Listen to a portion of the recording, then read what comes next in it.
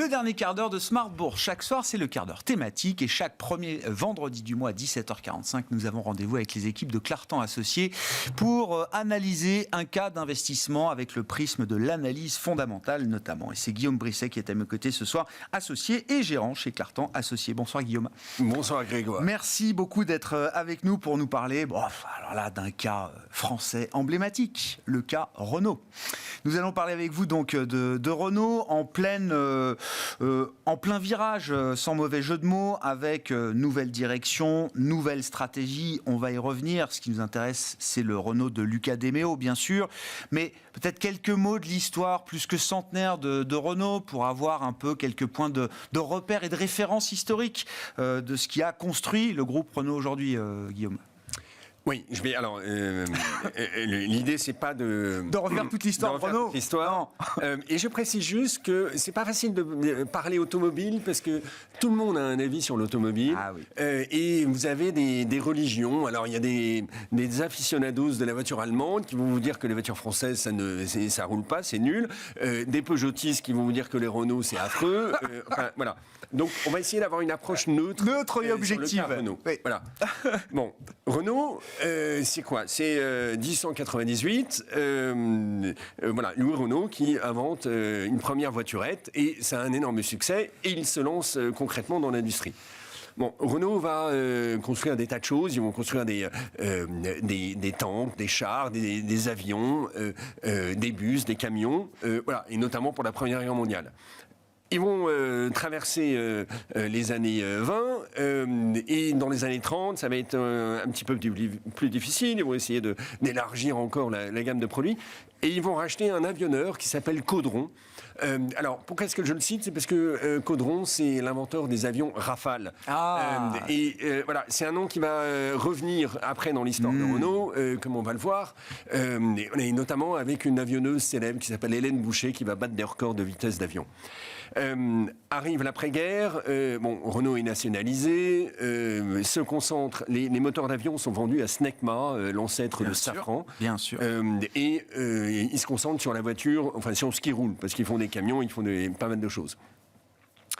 Je reviens sur quelques faits marquants. 61, lancement de la Renault 4. 72, lancement de la Renault 5. Renault 5, c'est... alors, la Renault 4, c'est la voiture familiale milieu de gamme. C'est la première dans son genre. La Renault 5, c'est un succès inégalé jusqu'à 1982. C'est la meilleure vente européenne et en France. Voilà. Et pourquoi 82 met fin à cette histoire? C'est parce que la 205 arrive sur le marché et va la détrôner. Voilà. Mais... 82, c'est aussi le lancement de l'espace, qui est le premier monospace au monde à être lancé par un constructeur automobile. Ils ont ouvert un nombre de marchés incroyable. Oui.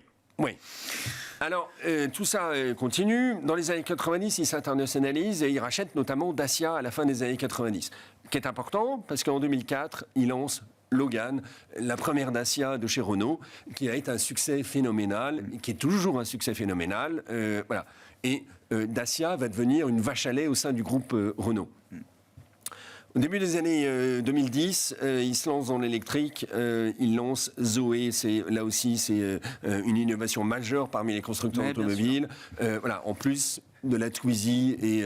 Carlos Ghosn, visionnaire de ce point de vue-là. Hein. Oui. Et la Kangoo électrique que la Poste utilise. Bon, et puis donc 2018, arrestation de Carlos Ghosn, c'est pas l'histoire qui nous intéresse aujourd'hui. Je le disais, ce qui nous intéresse, c'est le Renault de Luca De Meo, donc qui est arrivé à la tête de Renault en juillet 2020. Si on reprend la séquence de ces dernières années, notamment depuis l'arrivée de Luca De Meo, enfin 2019, 2020, 2021 ont été des années de perte pour Renault. Quel est dans ces années-là le problème de Renault, notamment sur le marché européen? N'arrive pas à gagner de l'argent avec ses voitures. D'abord, la marque est en difficulté, elle n'est pas forcément très très reluisante et ils n'arrivent pas à marger. Voilà.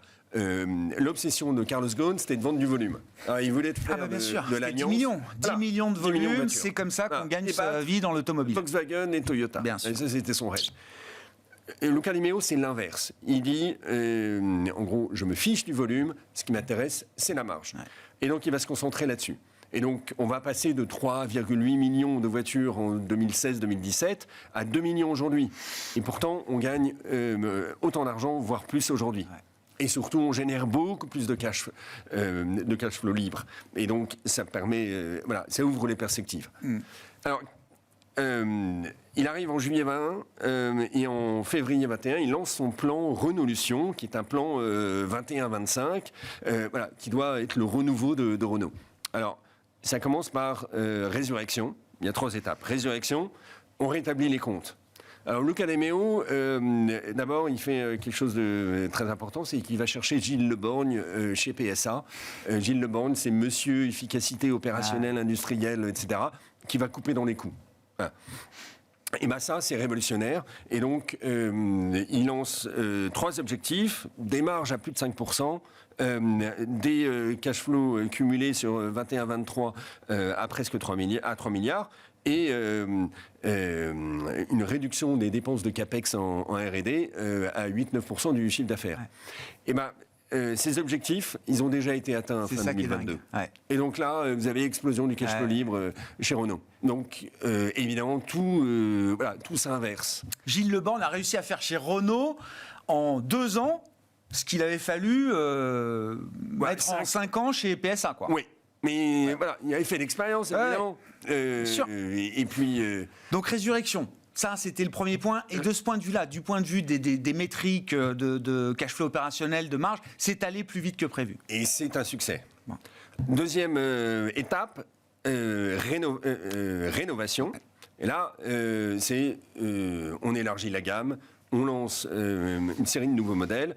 Et pas qu'un peu, parce qu'entre 22 et 25, l'idée c'est de sortir 25 nouveaux modèles.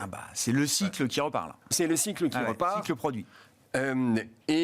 L'objectif de Luca de Meo, c'est de se concentrer sur le segment B, c'est-à-dire le segment Clio, et le segment C, c'est-à-dire le segment de la Mégane. Mais sur ces segments, il peut y avoir beaucoup de voitures différentes. Ouais. Donc, il a une plateforme pour chacune des deux, et sur cette plateforme, on peut construire plein de modèles différents. Donc, c'est comme ça qu'on a vu apparaître l'Austral, c'est comme ça qu'on a vu apparaître le Dacia Jogger, et qu'on va voir apparaître demain la Renault 5, demain la Renault 4, qui sont toutes les deux des segments B, et puis la Rafale, justement, ils ont eu le droit de reprendre le nom parce que ça leur appartenait, et la Rafale arrive là dans les mois qui viennent. Et donc, renouveau de la marque, renouveau du marketing, et tout se traduit dans les chiffres à l'heure actuelle. Alors, l'objectif sur ces 25 nouveaux modèles, c'est plus de 50% de segment B. Ouais. Et pourquoi plus de 50% de segment B ? Parce que c'est le segment qui est le mieux margé du marché automobile. Pardon, segment C, excusez-moi. C'est le segment de la Mégane. D'accord. Alors, le segment B est néanmoins intéressant. Parce que les Chinois ne sont pas présents sur le segment B. Alors, il faut que je dise un tout petit mot sur les Chinois. Ouais. Parce que tout ça, c'est une révolution qui se passe chez tous les constructeurs automobiles. C'est-à-dire qu'on les a mis au pied du mur. On leur a dit, en 2035, interdiction de vendre des voitures thermiques à moteur thermique. Alors, c'est un choc violent pour les Européens. Et il n'y a que les Européens qui imposent ça à leurs propres constructeurs. Et les Chinois, ils n'avaient pas vraiment construit de voitures thermiques, et donc ils se sont tout de suite mis à l'électrique, et donc ils ont pris de l'avance. Et notamment, il y a un grand méchant qui s'appelle BYD, qui est un fabricant de batteries à l'origine, et qui notamment équipe les Tesla, les modèles Y. Bien sûr. Et qui fait aujourd'hui des voitures absolument remarquables, et qui sont en train de débarquer là en ce moment. C'est l'électrique à 15 000 €, quoi. Enfin, pas tout à fait 15 000 € parce que... Il y aura des couches de taxes supplémentaires qui viendront s'ajouter. Oui, mais alors justement, donc les Européens commencent à réagir, et notamment les Français, et la France a dit il n'y aura pas de bonus écologique pour les voitures électriques chinoises si elles ne sont pas produites en France. Et oui. Et donc, le 1er janvier, tout s'arrête pour ça, et donc on va rétablir un petit peu les équilibres en termes de concurrence. Mais bon, évidemment, les Chinois, ils ont leur marché intérieur qui leur permet des choses. Il y a 37% de véhicules électriques sur le marché chinois. On fait le point hier avec un gérant asiatique qui revenait de Chine justement. Pour 37%. Pour tout ça, et sur ces 37%, il y en a 37 pour BYD. Oui, oui, Donc, c'est ça. Il y en a plus d'un tiers sur ce marché-là qui est déjà pour BYD aujourd'hui. Oui. Donc ça, c'est la rénovation avec ce cycle produit, les 25 lancements là qui arrivent en ce moment et jusqu'en 2025. Et puis le troisième point de Renaulution, c'est révolution. Oui. Alors là aussi, c'est pour répondre aux défis de l'électrique. C'est une nouvelle donne, l'électrique. Ça fonctionne pas de la même manière. Et le constat qu'on a pu faire ces dernières années, c'est qu'il y a des constructeurs comme Volkswagen qui ont voulu prendre une plateforme de voiture thermique et transformer ça en voiture électrique. Ça ne marche pas. C'est pas efficace. Alors, Renault, et c'est ce qui explique aussi la baisse drastique des coûts de Renault et du coup la remontée des marges. Ils ont pour objectif de baisser de 40% le coût de production des voitures électriques entre 23 et 25 chez Renault. Parce que le but de 25, c'est d'arriver à parité entre une voiture essence et électrique thermique, une voiture en coût de production thermique. D'accord. Et pour ça, ils ont inventé ce que d'autres pratiquent également, mais qui s'appelle le SDV, le Software-Based Véhicule. Et en gros, c'est un smartphone. Vous prenez ce smartphone, vous mettez 4 roues et le reste de la carrosserie. Et ça vous donne une voiture qui est beaucoup plus efficace. Ça vous donne une voiture qui est connectée en permanence au nuage, enfin au cloud. Et donc, ça permet aux constructeurs d'améliorer la voiture en continu. C'est comme ça que Tesla avait fait en 2020 ou 2021, je ne sais plus, il y avait un petit problème chez Tesla. Le logiciel a été adapté, ça a été envoyé dans toutes les Tesla du monde. Mise à jour logiciel. Comme nous, on fait des mises à jour de logiciels d'iOS. Ouais. Et